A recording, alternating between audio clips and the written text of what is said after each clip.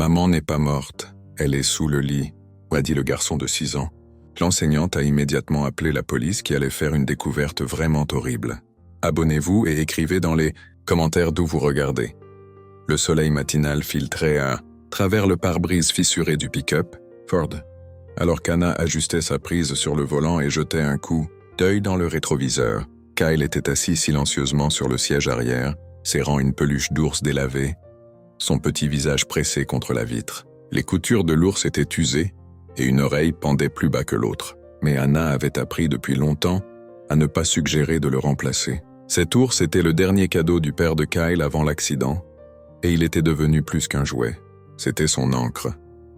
Les banlieues défilaient autour d'eux en lignes nettes et symétriques, des rangées de maisons avec des clôtures blanches et des volets fraîchement peints, des pelouses manucurées et des allées accueillant des véhicules étincelants comme des modèles d'exposition. Tout semblait ordonné, propre, même serein. Anna savait que les apparences ne reflétaient pas toujours la vérité, mais elle ne pouvait pas nier la partie d'elle qui aspirait à ce que ces maisons semblaient promettre. La paix. Ils avaient roulé pendant plus de 4 heures depuis la ville où Anna avait vécu toute sa vie. Le déménagement était soudain, mais pas impulsif. Après la mort de son mari Marcus dans un délit de fuite non résolu, la ville ne lui semblait plus sûre. Les sirènes avaient remplacé le silence. Le deuil avait remplacé le confort. Ses amis avaient cessé d'appeler. Les factures s'étaient accumulées. Kyle avait commencé à se réveiller la nuit, murmurant « Papa rentre-t-il avec le courrier maintenant ?» Le travail d'Anna à la bibliothèque locale était devenu un fardeau qu'elle ne pouvait plus porter. Ces journées étaient des ombres floues de ce qu'elles avaient été autrefois, confiantes, capables, dynamiques. Maintenant, elle était fatiguée, vidée par le chagrin et une peur lancinante que son fils sombre dans une tristesse trop lourde à supporter pour un garçon de 6 ans. Quand elle a trouvé l'annonce de la maison en ligne, cela a ressemblé à un signe. Un cottage de 2 chambres avec une petite cour et un prêt hypothécaire abordable. Les photos montraient une cuisine bleue joyeuse, une baignoire sur pied dans la salle de bain et la lumière du soleil inondant le salon par de grandes fenêtres. La maison était nichée dans un quartier à prédominance blanche, un détail sur lequel elle avait hésité mais qu'elle avait finalement mis de côté. Son fils méritait un nouveau départ, elle aussi. Alors qu'elle se garait dans l'allée de leur nouvelle maison, Kyle se redressa légèrement, son regard examinant lentement la cour et la maison blanche aux volets bleu marine. Anna se gara, coupa le moteur et resta assise en silence pendant un moment. Ses doigts tremblèrent légèrement alors qu'elle tâtonnait pour trouver les clés. « On est arrivé, mon cœur », dit-elle doucement. Kyle ne répondit pas immédiatement. Il ouvrit la porte et sortit avec précaution, regardant autour de lui. Un tricycle rouge était garé de l'autre côté de la rue. Un chien aboyait quelque part à proximité. L'air sentait l'herbe coupée et le léger parfum des hortensias en fleurs. Anna sortit et prit une profonde inspiration. L'air était différent ici. Moins de gaz d'échappement, moins de bruit, plus d'espace pour penser, peut-être même pour guérir. Elle commença à décharger les cartons avec l'aide de Kyle, mettant de côté ceux étiquetés cuisine et livres en premier. Le carton de Kyle, recouvert de gribouillis au crayon gris et d'autocollants, avait un cœur dessiné sur le côté avec le mot « mien ». Juste au moment où Anna hissait une valise sur le porche, une voix l'interpella. « Besoin d'un coup de main ?» Elle se retourna. Un homme se tenait au bord de leur pelouse, grand, peut-être au début de la cinquantaine, avec des cheveux argentés et une chemise à col impeccable rentrée dans un pantalon. Il tenait un carton à 2 mains, qu'il déposa doucement sur la rampe du porche. « Je vous ai vu arriver. J'ai pensé que j'allais souhaiter la bienvenue à la nouvelle voisine, » dit-il en souriant. « Richard, j'habite juste en face. » Anna hocha poliment la tête. « Merci, c'est très gentil. » Elle tendit la main. « Vous emménagez, vous et votre fils ?»« Oui, juste nous 2. » Et dit Anna avec prudence. « Eh bien, si vous avez besoin de quoi que ce soit, un outil, une recommandation, une tasse de sucre, vous n'avez qu'à frapper. Nous veillons les uns sur les autres dans ce quartier. » Son sourire s'attarda un peu trop longtemps. Kyle leva les yeux de derrière la jambe d'Anna, ses doigts se resserrant autour de l'ours. « Bonjour à toi, petit bonhomme, » dit Richard, s'accroupissant légèrement pour croiser son regard. « Comment t'appelles-tu, Kyle ?» dit-il doucement. « Joli nom.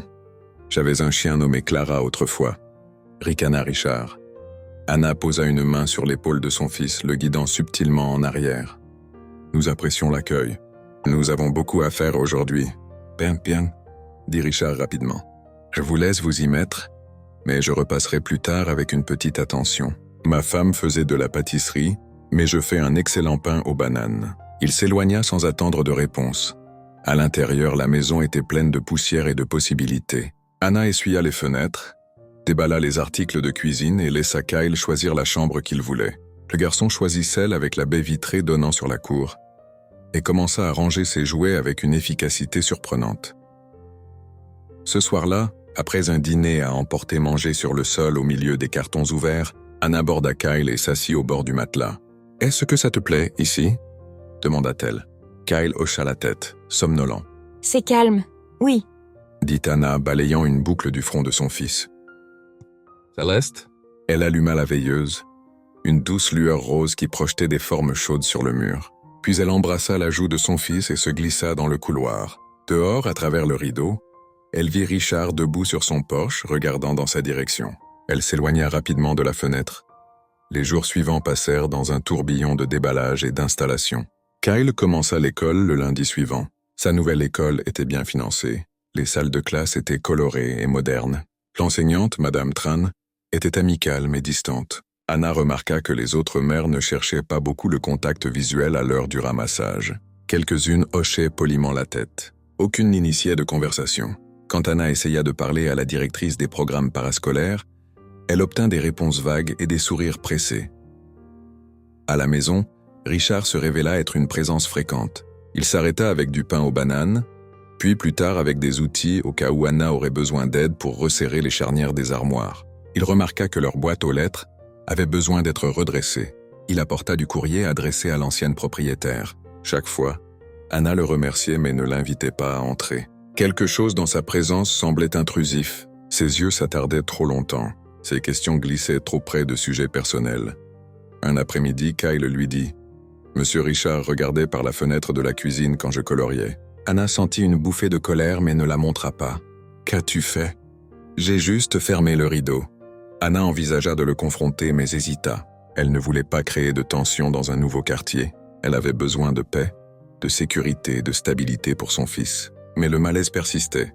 De petites choses s'additionnaient.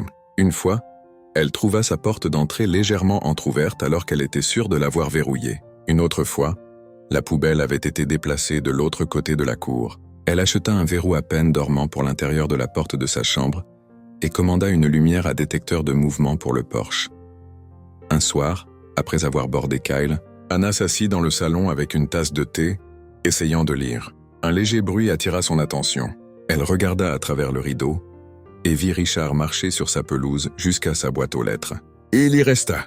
Richard l'ouvrit, regarda à l'intérieur puis la referma. Il ne vit pas Anna qui regardait. Anna éteignit la lumière et s'assit dans l'obscurité, le cœur battant. Plus tard cette semaine-là, alors qu'elle marchait de l'allée avec des provisions, Richard apparut à côté d'elle. « Tu sais, Anna, » dit-il utilisant son prénom sans permission, « ça doit être difficile de faire tout ça seule. Je me débrouille, » répondit Anna sèchement. « Je pourrais aider, emmener Kyle à l'école, parfois le garder. Si tu travailles tard, tu pourrais prendre une pause. »« Je vais bien, merci, » dit Anna en le dépassant. Il tendit doucement la main vers le sac qu'Anna portait. « Laisse-moi t'aider. »« J'ai dit, je vais bien, » dit Anna plus fermement, se retirant. Il y eut une pause, un regard dans ses yeux, quelque chose d'aigu et de troublant. Mais ensuite, le sourire revint. « Bien sûr, j'offre juste mon aide. » Cette nuit-là, Anna vérifia 2 fois tous les verrous et resta éveillée, écoutant le silence. Elle pensa à partir, mais où irait-elle?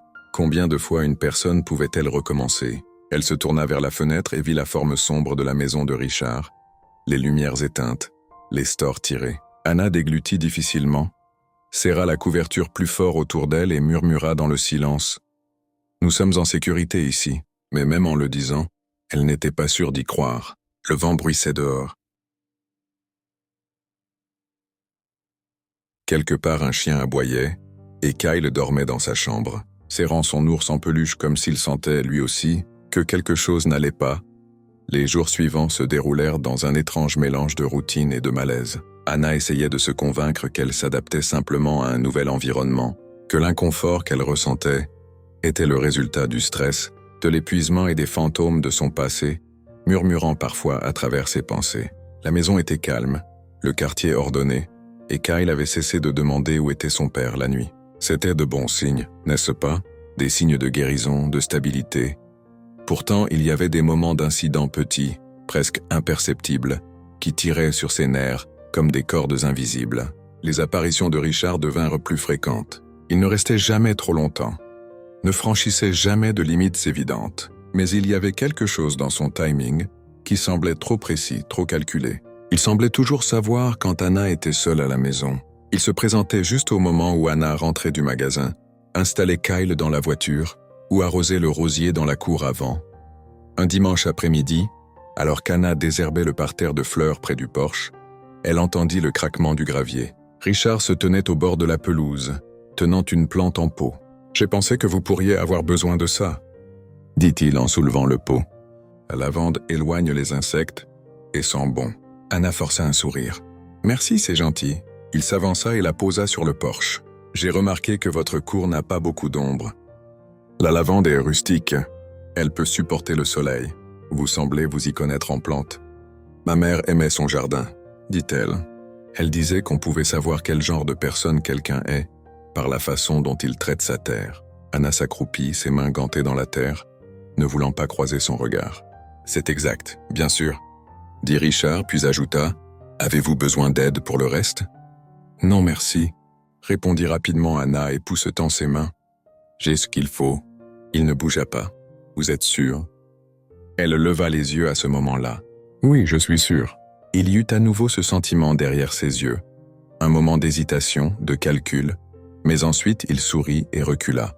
« Eh bien, si vous changez d'avis, » dit-il en se retournant, « vous savez où me trouver. » Cette nuit-là, alors qu'Anna verrouillait les portes et vérifiait les fenêtres, elle se retrouva à écouter à nouveau les bruits extérieurs. C'était encore le début du printemps, et les nuits étaient froides. Le vent passait à travers les arbres comme des murmures. Elle pressa son oreille contre le mur du salon et n'entendit rien d'autre que le bourdonnement du réfrigérateur. Dans la chambre de Kyle, le petit garçon dormait déjà, un bras étroitement enroulé autour de son ours. Anna ajusta la couverture autour de lui et embrassa son front.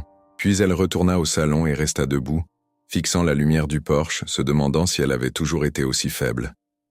La semaine suivante, Anna reçut une note dans sa boîte aux lettres. Ce n'était pas dans une enveloppe, juste une feuille de papier lignée pliée avec une écriture soignée et régulière. « Tu ne devrais pas être si seule.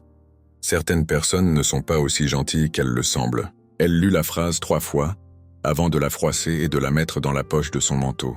Son premier instinct fut le déni. Peut-être que ce n'était pas de lui, peut-être que c'était une erreur. Mais l'écriture, le ton, la façon dont ce n'était pas signé, quelque chose sentait Richard, ses vêtements propres et sa voix douce. La façon dont il inclinait la tête en posant des questions qui semblaient polies mais se sentaient invasives.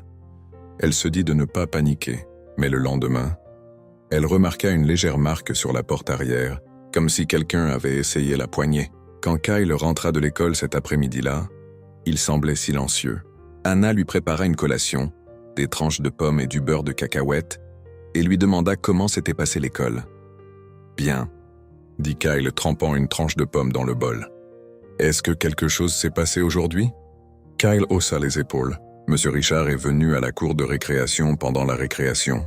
Anna se figea. « Que veux-tu dire ?» Il a dit qu'il passait juste par là, il m'a fait signe. Il a dit que tu lui avais dit de me dire bonjour. Je ne l'ai pas fait, dit Anna, essayant de garder sa voix égale. Lui as-tu parlé? J'ai dit bonjour. Puis Madame Tran lui a dit que la cour de récréation était réservée aux enfants. Anna expira lentement. Il n'a rien fait de mal, mon cœur, car il leva les yeux. Il a demandé si nous allions au parc ce week-end. Anna serra les poings sous la table. Nous n'y allons pas, dit-elle fermement. Le lendemain matin, elle alla à l'école et parla à la directrice. La femme, une administratrice pâle et aux lèvres minces nommée Mademoiselle Lial, hocha poliment la tête mais ne sembla pas trop préoccupée. « Il n'est pas rare que les voisins s'arrêtent, » dit-elle. « Mais ce n'est pas juste un voisin, » dit Anna. « Il est persistant. » A-t-il parlé à d'autres enfants? Je ne sais pas. Était-il sur la propriété de l'école? Anna la regarda. Il a approché mon fils. Cela devrait suffire. Mademoiselle Lial joignit les mains. Nous allons surveiller. Mais à moins qu'il ne revienne ou ne cause de perturbation, il n'y a pas grand-chose que nous puissions faire. Anna quitta le bureau avec une tempête qui grondait dans sa poitrine. Une fois de plus, elle était seule dans son inquiétude. Rejetée pour être trop sensible, elle reconnut le schéma.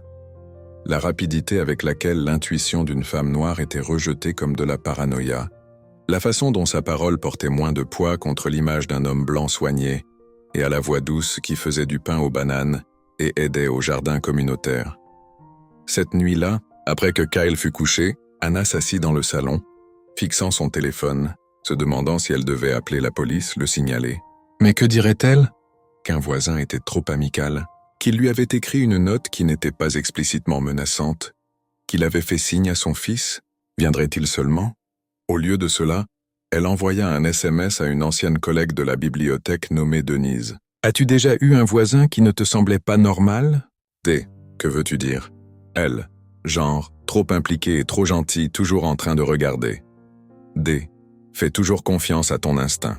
Tu veux que je le cherche? Elle. Il s'appelle Richard Evans, cinquantaine. Il habite sur Sycamore Lane.d. Je m'en occupe. Sois prudente.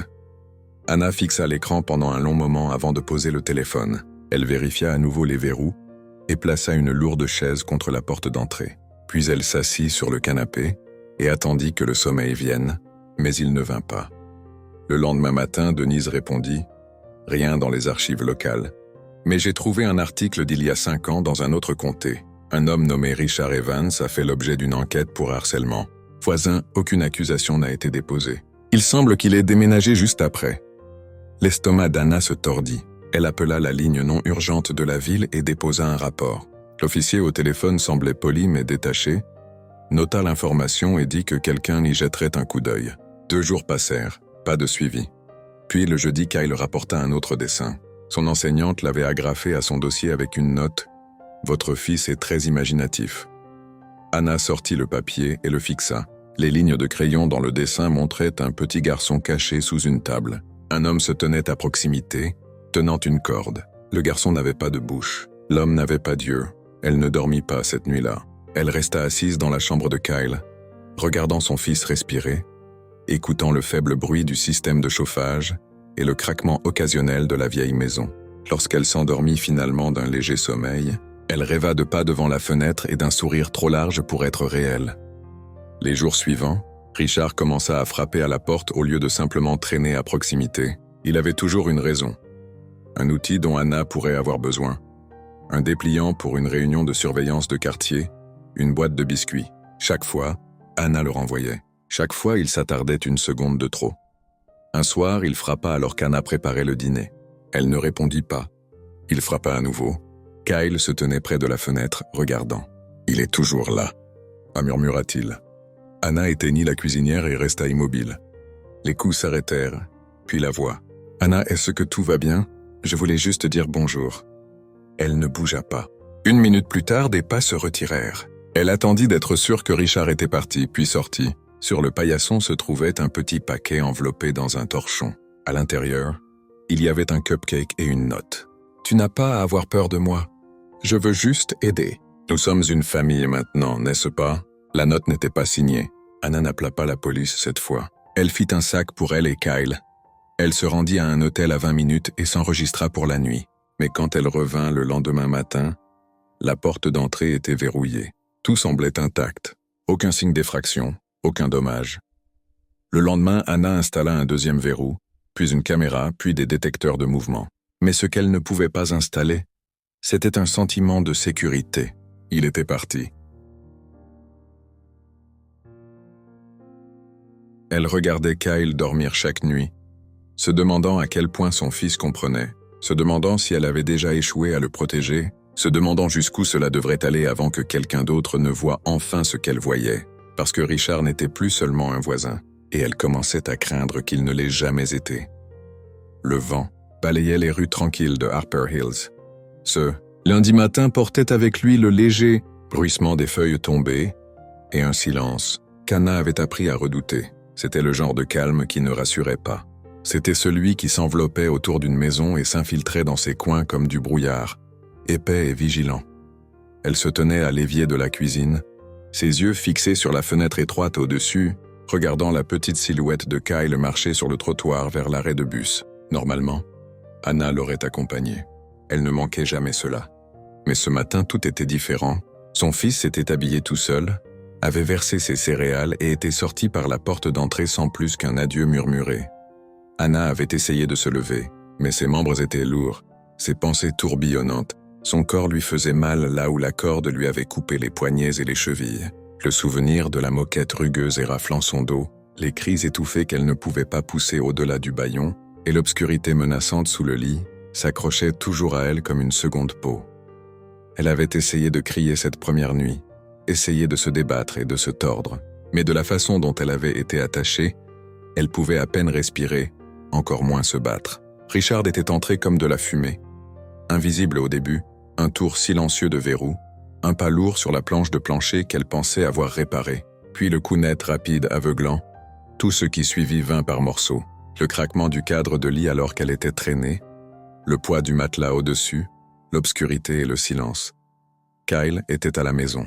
Son petit garçon était juste de l'autre côté du mur. Anna ne savait pas combien d'heures s'étaient écoulées avant que la douleur dans son épaule ne s'estompe en engourdissement, ni combien de temps après elle avait entendu la voix douce de Kyle à travers les planches de plancher, appelant « Maman ». Encore et maintenant, Kyle marchait seul vers l'école, seul parce qu'Anna pouvait à peine bouger sans une douleur lancinante qui lui parcourait la colonne vertébrale, seul parce qu'elle essayait de faire semblant que tout était normal, seul parce qu'Anna avait échoué à le protéger. La journée s'étira. Anna était assise dans le salon, enveloppée dans une couverture, fixant la porte. Chaque craquement, chaque gémissement de la vieille maison la faisait sursauter. Son téléphone reposait sur la table basse. L'écran était sombre. Mais le souvenir du message de Richard résonnait plus fort que n'importe quelle sonnerie ne le pourrait. « Nous sommes une famille maintenant. » Les mots écrits à l'encre tordue la hantaient. Il l'avait dit comme s'il y croyait, comme s'il s'en était convaincu. Elle se souvenait des yeux de Richard juste avant le coup. Calme, presque doux, comme quelqu'un qui euthanasie un animal. Elle n'avait été rien de plus qu'un obstacle pour lui. À 15h15, le bus scolaire s'arrêta. Anna attendait à la fenêtre. Kyle descendit seul, son sac à dos en bandoulière sur une épaule. Sa posture était droite, mais ses yeux étaient vides. Il marcha sur le chemin, ouvrit la porte et la referma derrière lui sans un mot. « Salut mon cœur », dit Anna, essayant de paraître stable. Kyle hocha la tête. « Tu as déjeuné ?» Un autre hochement de tête. Anna regarda son fils enlever ses chaussures, mettre son sac à sa place habituelle et marcher vers la cuisine. Il se versa un verre d'eau et s'assit à la table, balançant lentement ses jambes. « Kyle », dit Anna à nouveau, essayant d'avoir l'air stable. « Tu veux parler de quelque chose ?» Kyle ne le regarda pas. « Tu as dormi ?» Anna hésita un instant. Le garçon hocha la tête et but son eau. Plus tard, alors qu'Anna triait le dossier scolaire de Kyle, elle trouva un nouveau dessin glissé dans la poche arrière. C'était au crayon sur du papier ligné, le genre utilisé pour la pratique de l'écriture précoce. Une maison, une grande. À première vue, elle semblait joyeuse. Fleurs, soleil, un arbre. Mais dans le coin inférieur, près de la base de la maison, il y avait un petit rectangle dessiné en noir. En dessous, une figure rouge était blottie sous un lit. Une figure plus grande se tenait à côté du lit, dessinée avec un visage rouge et de grands yeux ronds. Le garçon avait écrit un mot en lettres irrégulières. « Piégé ». Les mains d'Anna tremblèrent alors qu'elle tenait le dessin. Elle ne pouvait plus faire semblant. Le lendemain matin, Kyle alla à l'école seul. Il ne dit rien à l'enseignante. Il ne se plaignit pas, ne sourit pas. Pendant le temps de dessin libre, il resta assis seul et remplit une page entière de lignes noires. L'enseignante, Madame Tran, s'arrêta à son bureau. « C'est un dessin très sombre, Kyle. » Kyle ne dit rien. « Sans aucun soleil ?»« Toujours rien. »« Tu peux dessiner quelque chose de plus joyeux si tu veux. » Kyle leva les yeux vers elle alors, son expression illisible, et dit calmement « Maman dort toujours. » Ce fut suffisant pour envoyer Madame Tran directement au bureau de la directrice. À midi, une assistante sociale avait été appelée. La conseillère scolaire les rejoignit. Il y eut une agitation d'adultes chuchotant. Des papiers furent sortis, des dossiers ouverts. Un appel fut passé à la ligne de police non urgente. Lorsque les officières arrivèrent à l'école, Kyle était à l'infirmerie. Assis sur le lit de camp, les jambes repliées sous lui, le même ours serré sur ses genoux. Ses yeux étaient grands ouverts, trop silencieux pour un enfant qui devrait sourire, rire, peut-être même se comporter mal. L'officier Ray s'agenouilla à côté de lui. « Bonjour Kyle, je m'appelle Ray. Voici l'officier Davis. Nous voulons juste te parler. » « Est-ce que ça va ?» Kyle hocha la tête. « Ton enseignante dit que tu as dessiné ta maman. Peux-tu nous en parler ?» Kyle cligna des yeux. « Elle est sous le lit. » « Sous le lit ? Elle ne peut pas sortir. » « Pourquoi pas ?» Kyle baissa les yeux.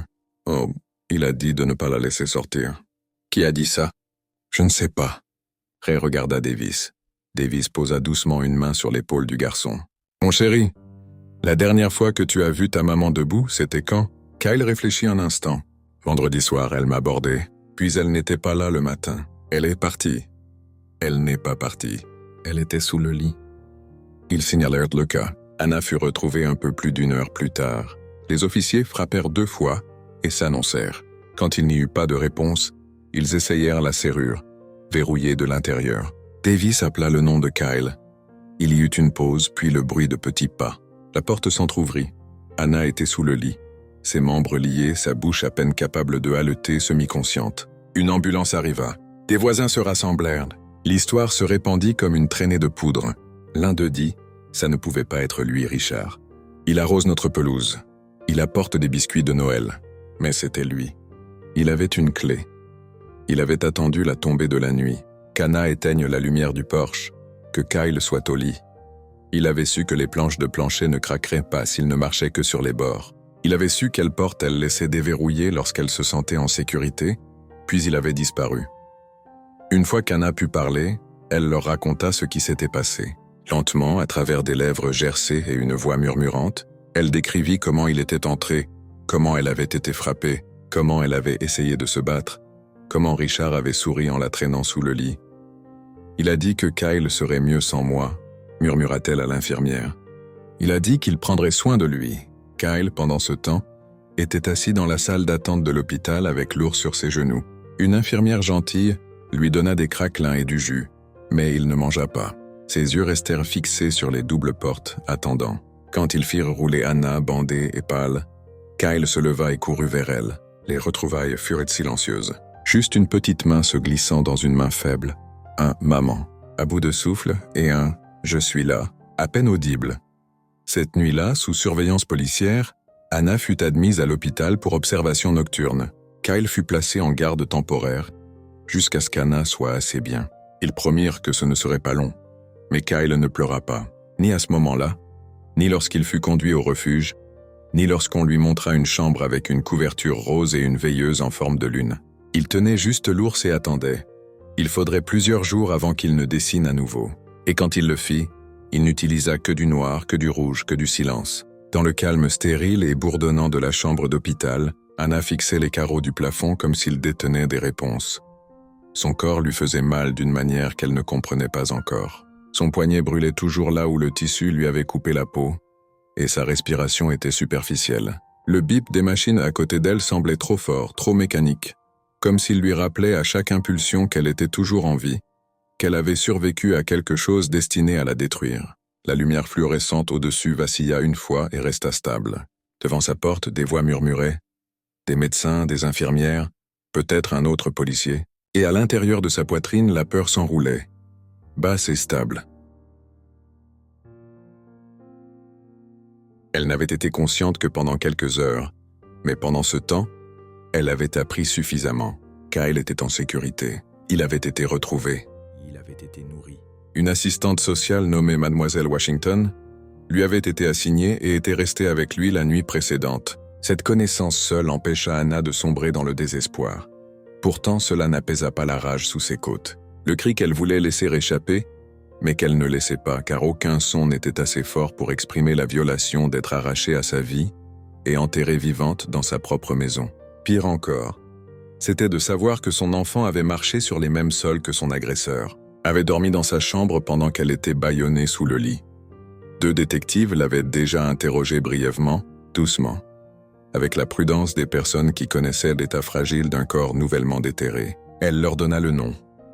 Elle le dit aussi simplement qu'elle le pouvait sans colère ni chaleur, car la vérité n'avait pas besoin d'embellissement. « Richard Evans, mon voisin, » dit-elle. « Il a dit que nous étions une famille. » L'officière, une femme aux yeux vifs et à la voix calme et stable, avait tout noté. Elle s'appelait Carter. Et Anna se souvenait de la façon dont elle la regardait, non pas avec pitié, mais avec une sorte de fureur féroce et tranquille. Carter promet. « Nous le trouverons. Nous nous assurerons qu'il ne s'approche plus jamais de vous ou de votre fils. » Et d'une certaine manière, Anna l'a cru. Alors qu'elle était allongée dans son lit d'hôpital, incapable de s'asseoir sans aide, Le reste du monde se mit en marche. La maison de Richard Evans fut fouillée. Son téléphone fut tracé. Les voisins furent interrogés. Certains secouèrent la tête avec incrédulité. D'autres admirent tranquillement qu'il avait toujours été un peu bizarre, mais toujours poli, toujours généreux. Le genre d'homme qui déneigeait les trottoirs en hiver et se souvenait des anniversaires. Le genre d'homme en qui les gens faisaient confiance avec des clés de rechange pour surveiller des colis ou jeter un coup d'œil à un enfant pendant qu'un parent était en retard. Il avait porté la normalité comme une seconde peau. Dans l'arrière-salle de la maison de Richard, les détectives trouvèrent un coffre en bois verrouillé. À l'intérieur se trouvaient des morceaux de tissu, certains avec le nom d'Anna légèrement brodé en fil bleu, des morceaux pris sur des vêtements de l'étendoir, sur des chemises jetées. En dessous se trouvaient plusieurs dessins, clairement faits par un enfant, y compris un que Carter reconnut instantanément.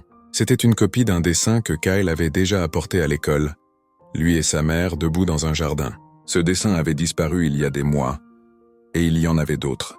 Des cheveux enveloppés dans de la ficelle, un ensemble de petites barrettes que Kyle avait perdues le printemps dernier, une liste de courses froissées écrite de la main d'Anna, des photos, certaines prises à travers une fenêtre, une de Kyle rentrant de l'école, une autre d'Anna lisant sur le porche.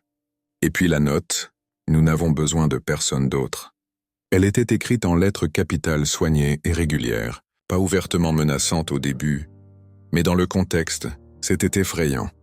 De retour à l'hôpital, Anna fut transférée des soins intensifs à une chambre de récupération standard. Elle pouvait s'asseoir maintenant, bien que l'acte lui envoyait toujours de la douleur. Carter revint, cette fois avec plus de questions. Et cette fois, Anna était prête. Elle lui raconta tout, les fleurs sur le pas de la porte, les cadeaux, le pain aux bananes, les moments qui ne lui avaient pas semblé normaux mais qui étaient trop petits pour être signalés. La façon dont son estomac se tordait quand il se tenait trop près. La façon dont elle s'était convaincue de se débarrasser de sa propre peur encore et encore, parce qu'elle ne voulait pas être cette femme, celle qui accusait un homme d'être dangereux, juste parce qu'il souriait trop. Elle confessa sa honte, sa culpabilité, sa fureur. Il se promenait comme s'il était chez lui, dit Anna, sa voix se brisant. Comme si j'aurais dû être reconnaissante de son attention. Carter écouta sans jamais l'interrompre. Il a regardé mon enfant, s'étouffa Anna, pressant une main sur sa bouche. Il lui a tenu la main. Les gens l'ont vu le faire. Ils l'ont laissé faire. Carter dit doucement. Les gens voient ce qu'ils veulent voir, mais nous le voyons maintenant et c'est suffisant. Pendant ce temps, Kyle restait au refuge. Une petite installation propre où chaque enfant avait son propre lit, étagère et espace pour être seul si nécessaire. Il ne parlait pas beaucoup. Il dessinait, mais même ses dessins avaient changé. Plus de maison ni de soleil. Maintenant, il dessinait des cercles fermés, sombres, et des formes qui se refermaient sur elles-mêmes avec de minuscules figures à l'intérieur. Lorsqu'on lui demandait qui étaient les figures, il disait simplement « Maman ».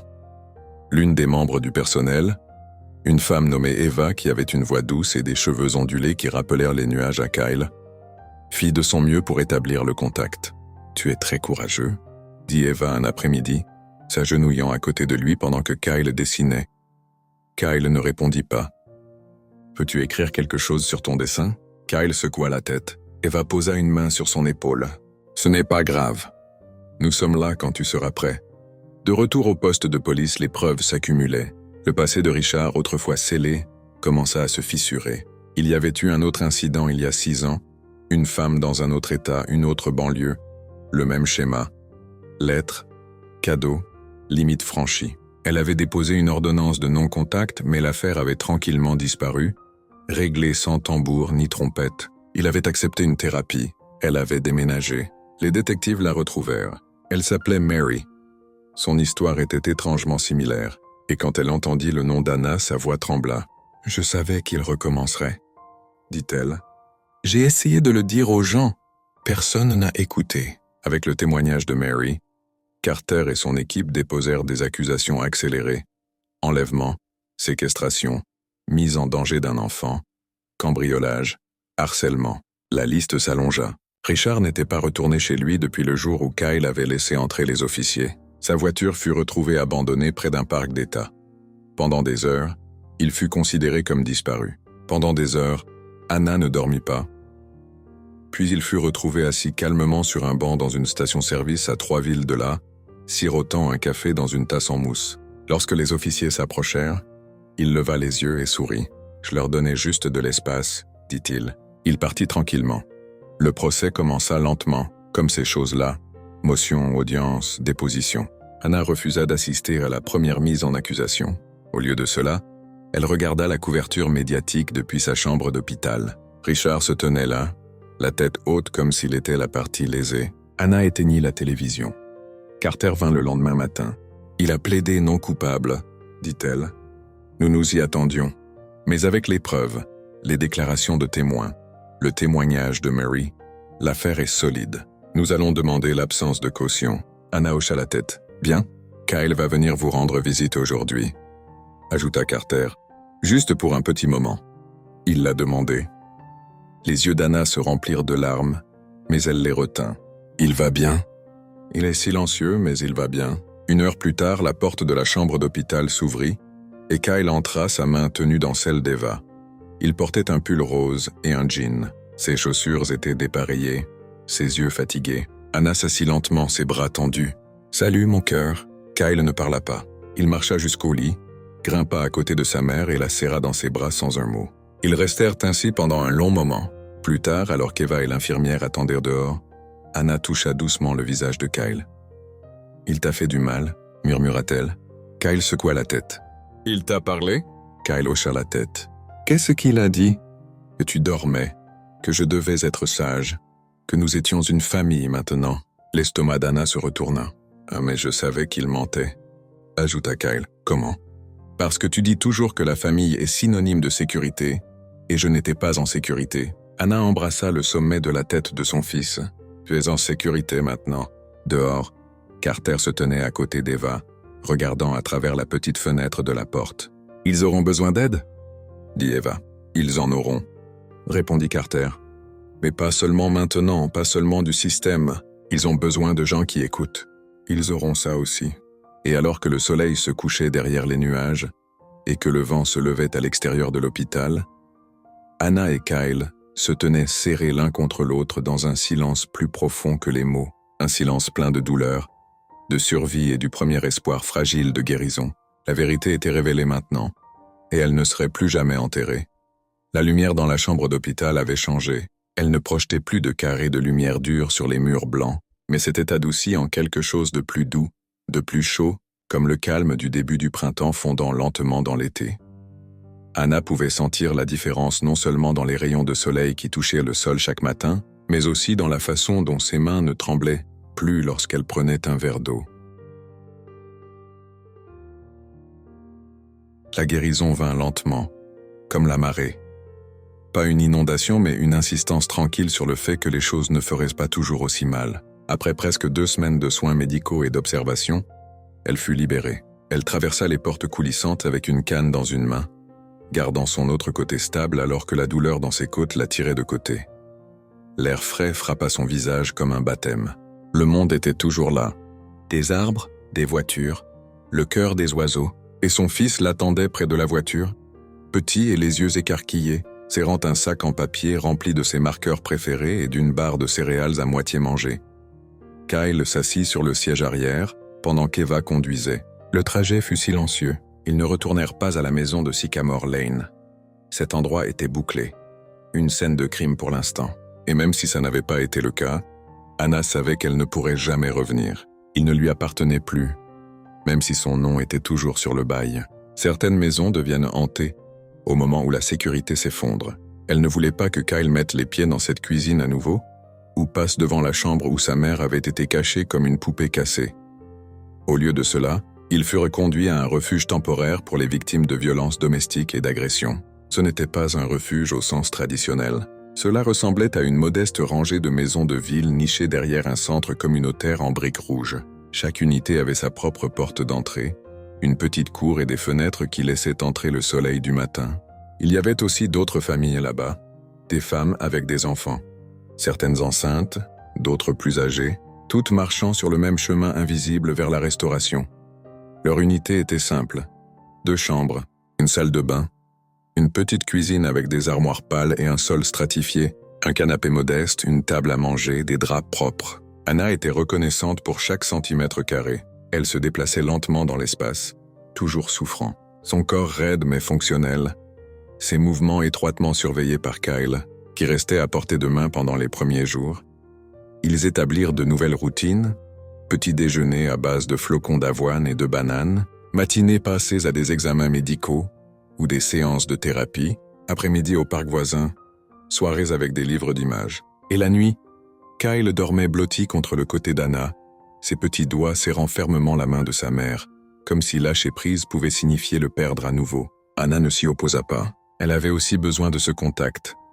Elle commença la thérapie 2 fois par semaine, des séances tenues au centre communautaire juste en face. Sa conseillère, Marshall, était une femme calme dans la quarantaine avec des yeux gentils et une voix sans fioriture. Anna appréciait qu'elle n'utilise pas de phrases délicates ou d'euphémismes doux.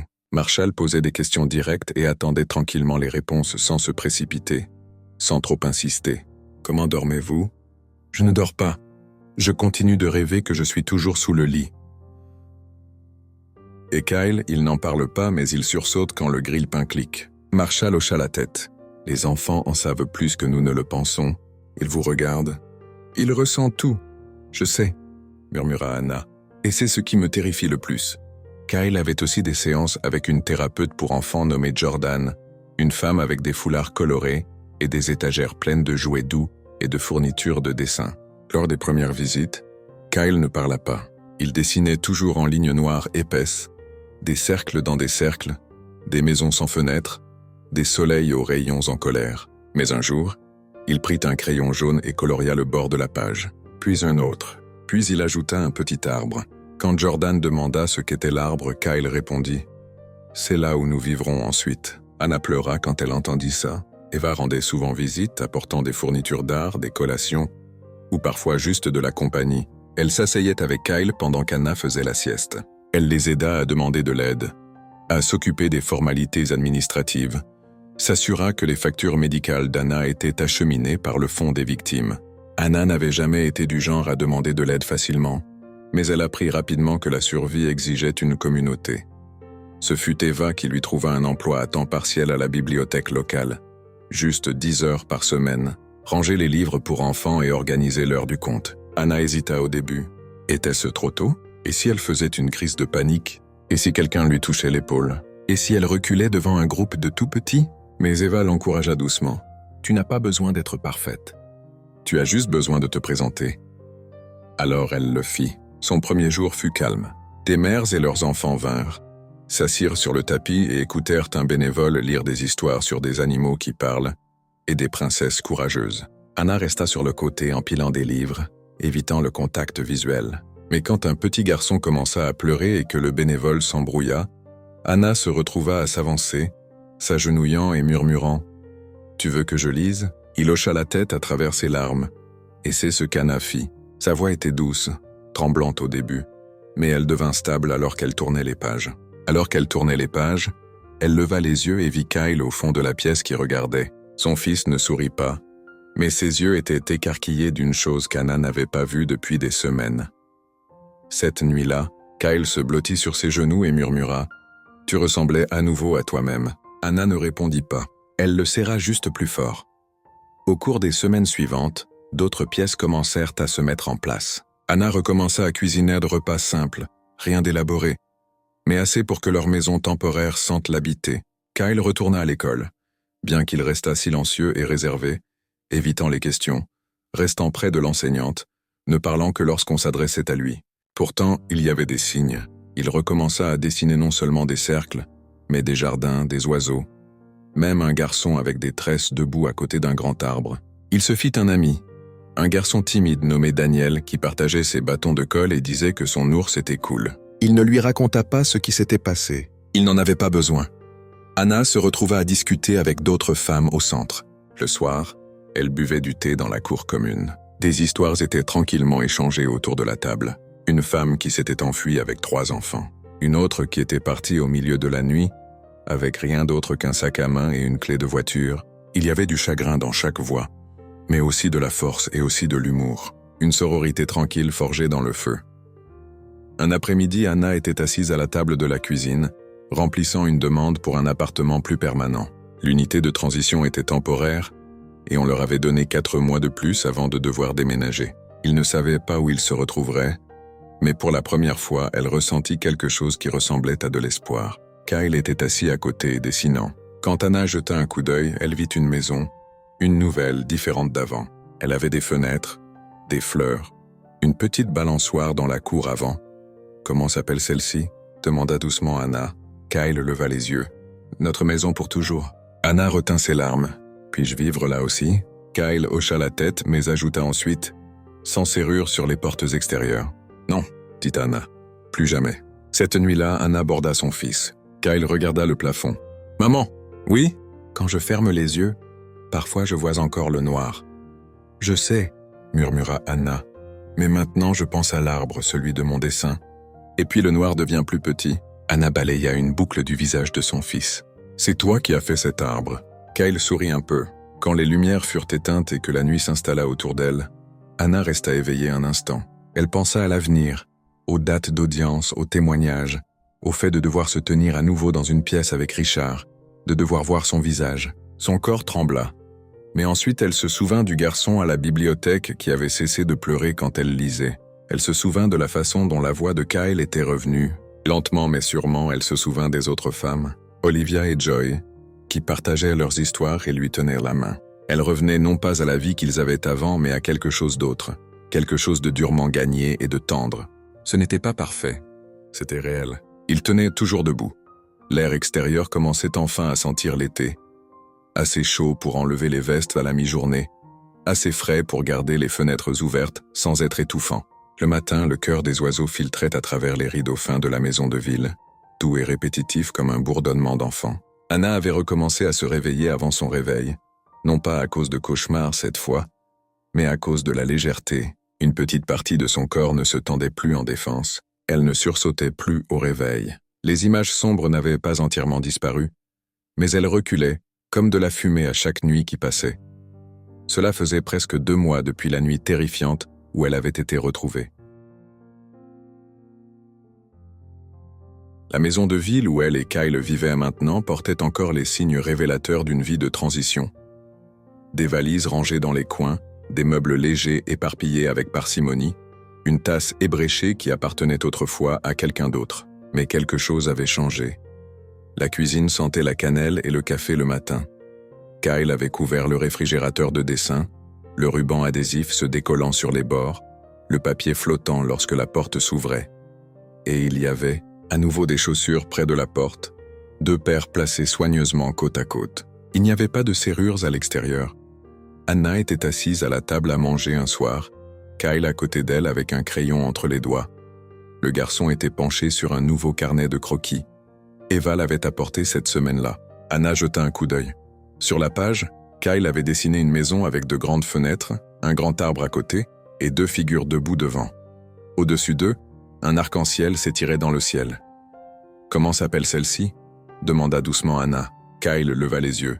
« La maison sans serrure. » La poitrine d'Anna se serra.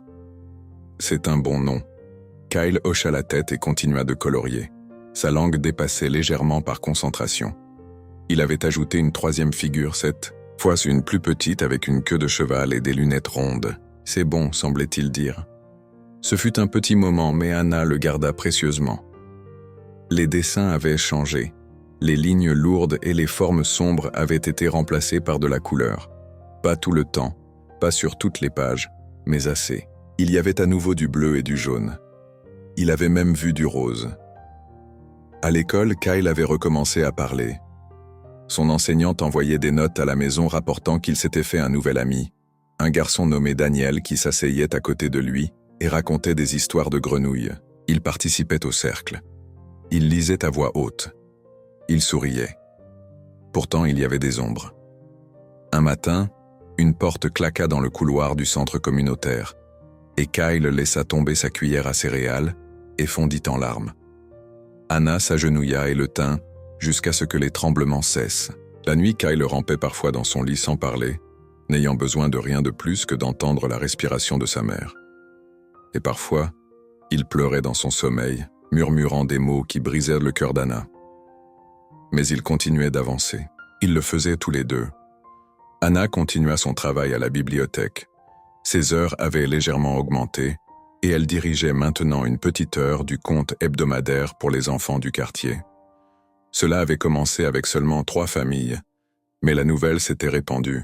La pièce se remplissait tous les mardis après-midi des sons des rires d'enfants, du bruissement des pages, du cri occasionnel, et toujours du rythme chaleureux de la voix d'Anna donnant vie aux histoires. Les parents restaient pour écouter aussi. Ils la saluaient avec gentillesse, avec confiance. Personne ne posait de questions sur le passé. Ce silence ressemblait à de la bonté.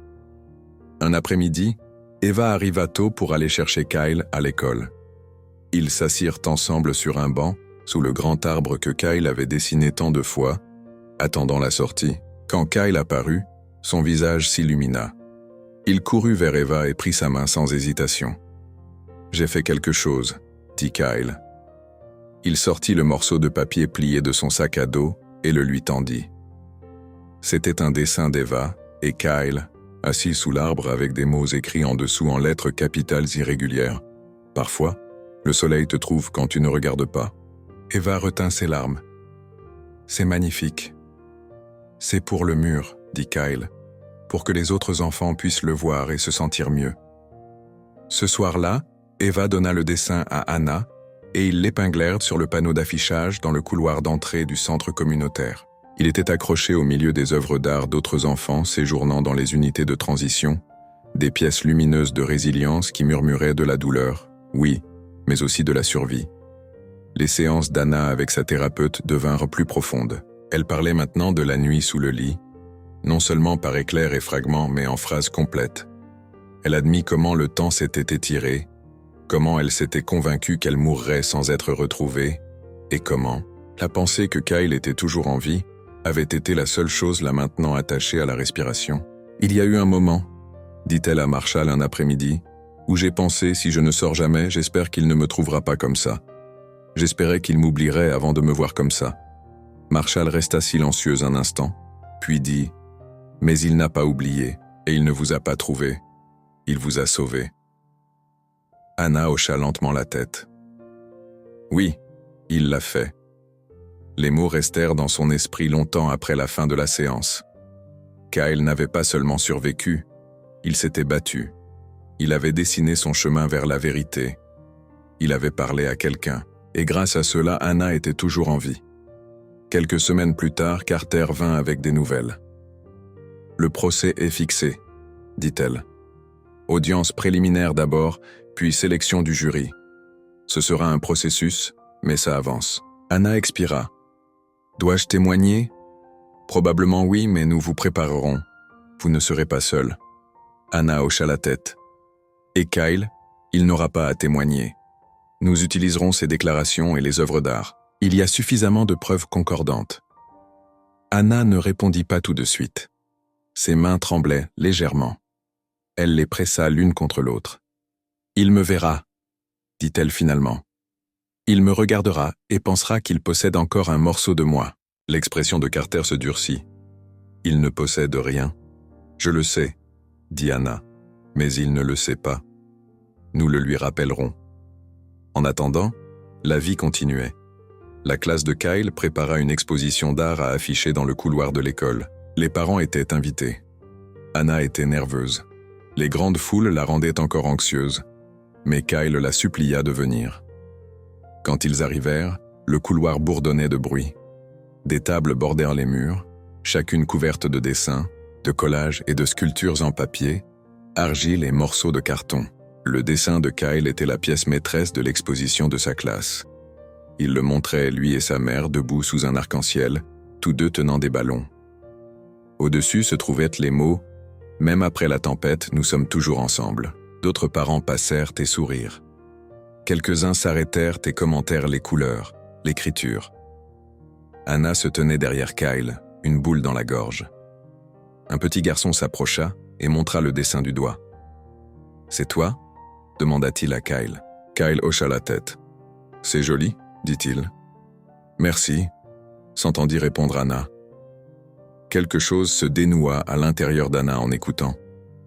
Elle revenait non pas à ce qu'ils étaient avant, mais à quelque chose de nouveau, quelque chose de durement gagné. Et il y avait plus de couleurs maintenant, de la couleur dans la façon dont Kyle riait sur la balançoire, de la couleur dans les dessins à la craie qu'il faisait sur le trottoir, de la couleur dans la façon dont Anna regardait son fils et voyait non seulement ce qu'ils avaient enduré, mais ce qu'ils étaient devenus. Ils n'étaient pas brisés, ils fleurissaient. Il y avait un calme dans l'air de la fin de l'été qui semblait envelopper la ville comme une couverture chaude. La brise ne portait plus l'urgence aiguë du printemps, mais se déplaçait lentement avec le doux silence du doute. Les arbres se tenaient hauts et pleins, leurs feuilles lourdes du poids de la saison, et le jardin du centre communautaire était en fleurs dans une couleur provocante, tournesol, lys, soucis sauvages, tous s'élevant comme s'ils cherchaient quelque chose juste au-delà du ciel. Anna se tenait près de l'entrée, regardant Kyle chasser des bulles à travers l'herbe. Le garçon courait sans hésitation maintenant, riant et éclatant, ses membres lâches et sans peur. Chaque fois qu'une bulle flottait plus haut, il sautait et tournait, sa voix flottant avec elle. Anna sourit mais resta où elle était, ses mains enroulées autour d'une tasse en papier chaude de thé. Ses yeux suivaient son fils, le gardant prêt sans le toucher. Cela faisait des mois depuis cette longue nuit terrifiante. Et pendant ce temps, leur monde avait été lentement reconstruit et non pas comme il était, mais comme quelque chose de nouveau, de plus fort, de plus sage, plein de souffle à nouveau. Ils avaient reçu la confirmation de l'unité des services aux victimes que leur temps dans le refuge temporaire touchait à sa fin. La phase suivante, le placement permanent, était approuvé. Ils s'éloignaient d'un pas, mais assez loin pour que cela ressemble à un pas vers un nouveau chapitre. Anna leur avait trouvé une petite maison de location juste de l'autre côté de la ville. Un ranch modeste avec des volets bleus, un Porsche et une grande balançoire dans la cour avant. Ce n'était pas grand-chose, mais il y avait de la lumière dans chaque pièce et de l'espace pour s'enraciner. Mieux encore, cela ne portait pas le souvenir d'être regardée, suivie, réduite au silence. Elle avait ramené Kyle à la maison plus tôt cette semaine-là. Ils avaient parcouru chaque pièce ensemble, Anna racontant les possibilités à voix haute. « Ce pourrait être ton coin lecture », dit-elle, pointant l'alcôve ensoleillée du salon. « Et peut-être que nous pouvons mettre des carillons éoliens sur le porche ?» Kyle n'avait pas dit grand-chose au début, se déplaçant tranquillement de pièce en pièce. Puis dans la cuisine, il leva les yeux vers sa mère et demanda « Pouvons-nous la peindre en jaune ?» Anna hocha la tête, n'importe quelle couleur qu'il voulait. C'était réglé. La maison serait jaune. Maintenant, alors que Kyle dansait sur la pelouse avec une autre petite fille du centre, Anna expira profondément et se laissa croire qu'ils étaient prêts. Le procès était fixé pour la semaine suivante. Malgré la préparation, Anna ressentait toujours une lente peur au fond de son estomac. Elle avait revu son témoignage plusieurs fois avec le procureur, s'était assise lors de fausses contre-interrogatoires, s'était entraînée à répondre doucement, mais fermement lorsqu'on lui demandait de se souvenir des événements. On lui avait dit qu'elle était forte, qu'elle était crédible, que son histoire comptait, mais rien de tout cela ne pouvait changer le fait que Richard serait dans la pièce. Richard Evans, l'homme qui l'avait regardé dans les yeux et lui avait dit qu'elle ne serait plus jamais seule, qui s'était faufilé dans sa maison, avait pris son corps, sa voix, l'innocence de son fils, et avait essayé d'envelopper tout cela dans son idée tordue d'affection. Elle voyait toujours son sourire et rêvait parfois d'entendre encore le grattement du tapis contre son dos. Et pourtant, elle irait. Elle marcherait dans cette salle d'audience le menton haut et les épaules en arrière, non pas parce qu'elle n'avait pas peur, mais parce que la peur n'était plus aux commandes. La nuit précédant l'audience, Anna était assise au bord du lit de Kyle, pliant le linge. Le garçon coloriait à côté d'elle, sa langue dépassant par concentration alors qu'il remplissait les pétales d'un tournesol avec un crayon doré. « On va à la nouvelle maison demain ?» demanda Kyle sans lever les yeux. « Pas demain, mon cœur. Bientôt après le procès. »« D'accord, » dit Anna pliant une chemise douce. « Oui ?» hocha Kyle. « Il sera là. » Anna marqua une pause puis dit « Oui, mais seulement pour un petit moment. Ensuite, nous ne le reverrons plus jamais. » Kyle regarda sa mère. « Il va aller sous le lit cette fois. » Anna cligna lentement des yeux. « Cette fois, il sera quelque part loin et il ne pourra faire de mal à personne. » Le garçon réfléchit un instant, puis retourna à son dessin. « D'accord, » dit-il. « Tant qu'il ne peut pas entrer dans notre cuisine jaune. » La salle d'audience était froide. Le genre de froid qui semblait bourdonner contre la peau, rendant l'eau déjà fragile cassante. Anna était assise devant, entre son avocat et l'avocat des victimes. Ses paumes étaient moites malgré le froid. De l'autre côté de la pièce, Richard était assis avec son avocat de la défense, portant le même calme suffisant qu'il portait toujours, comme si rien de mal ne pouvait jamais le toucher. Il avait plaidé non coupable. Le cœur d'Anna battait contre ses côtes. Mais son visage resta immobile. Elle refusa de lui donner la satisfaction d'un tressaillement. Quand elle fut appelée à la barre, la pièce s'inclina légèrement. Elle se leva prudemment, marcha d'un pas mesuré. Ses talons résonnèrent sur le sol. Elle s'assit, ajusta le microphone. Elle ne regarda pas Richard. Le procureur la guida doucement à travers son témoignage, commençant par les premiers incidents. Les cadeaux, les notes, les moments qui semblaient étranges, la peur qu'elle avait avalée, puis vint la nuit, le clic du verrou, le coup, les heures, les jours sous le lit, le silence. Elle ne pleura pas, elle ne bégaya pas. Sa voix ne trembla qu'une seule fois lorsqu'elle dit « J'ai cru que mon fils allait me trouver morte ». La défense tenta de la discréditer.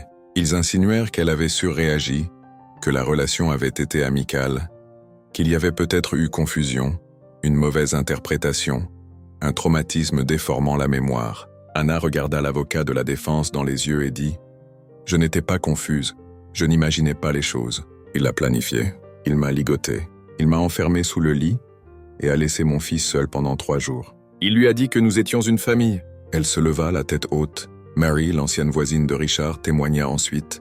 Elle était venue en avion d'un autre État. Sa voix trembla, mais ses mots étaient aussi solides que de l'acier. Elle décrivit son comportement, les menaces, l'obsession, le silence du système judiciaire lorsqu'elle avait essayé de les avertir il y a des années. Les dessins de Kyle furent admis comme preuve. Ils furent affichés sur un écran. La maison, la pièce noire, la figure sous le lit, les mots écrits de la main d'un enfant. Piégé. La salle d'audience était silencieuse. Lorsque les plaidoiries finales se terminèrent, le jury fut libéré. Anna sortit avec Carter et le procureur. L'air était chaud et immobile. Elle s'assit sur un banc et pressa ses mains l'une contre l'autre. « Combien de temps ?» demanda-t-elle. « Cela pourrait être quelques heures, cela pourrait être une journée. » Ils attendirent.